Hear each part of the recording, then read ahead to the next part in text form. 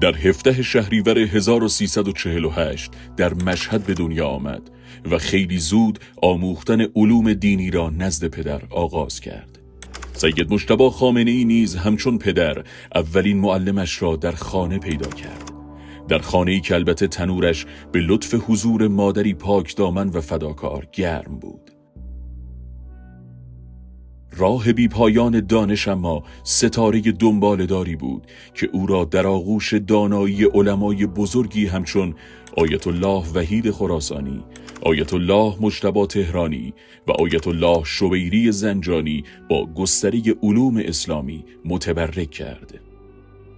نان حلالی که رزق دائم سفره خانواده‌اش بود، در سالهای جنگ پای سید مجتبی 17 ساله را در قامت یک بسیجی ساده به میدان نبرد مردان شریف ایران با دشمنان بعثی کشاند تا این یقین به جان دوستان برسد که فرزند رئیس جمهور وقت از تبار غیور مردان بیباک است. نورعلی شوشتری که فرمانده سید مجتبی در جنگ بود می گفت دلاورانه به خط میزد. در جنگی که آمده بود تا جان ایران را مجروح کند، با راست قامتان رشیدی که هرگز ردای مقاومت را ترک نکردند، سند پایمردی دلیران خطه پارس شد تا جمهوری اسلامی از اولین روزهای حیاتش در پاسداری از آب و خاک ایران استوار و ثابت قدم باشد.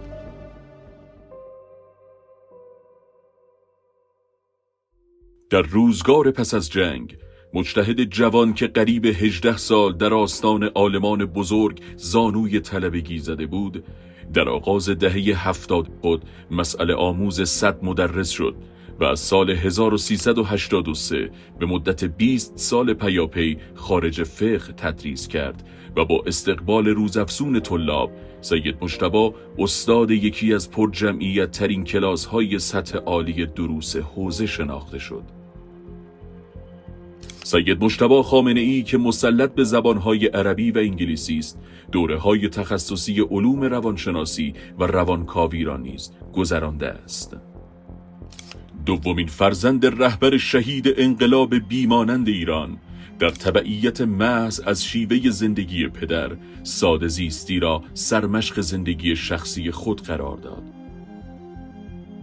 این فقیه اخلاق محور و مدرس علوم انسانی در کنار عمق کم نظیر در متن دین، در بسیاری از شاخه‌های فناوری‌های نوین، علوم نظامی، امور امنیتی، اصول سیاسی و اقتضاعات اجرایی کشور اشراف و آگاهی دارد. فساد ستیز است و افقهای نامکشوف تمدنی را سالهای متمادی کاویده است و احاطه کم نظیری در اجزاء مسیر پیشرفت کشور دارد. مسیر روشنی که به فرموده رهبر شهید انقلاب حالا به نزدیکی قله رسیده است و باید بی خستگی پیگیری شود.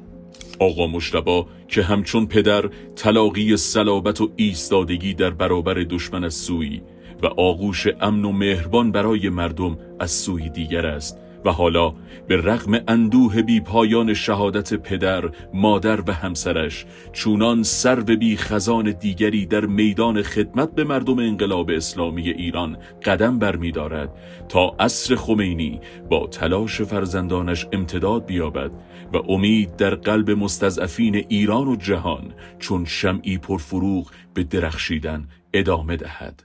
انشاءالله.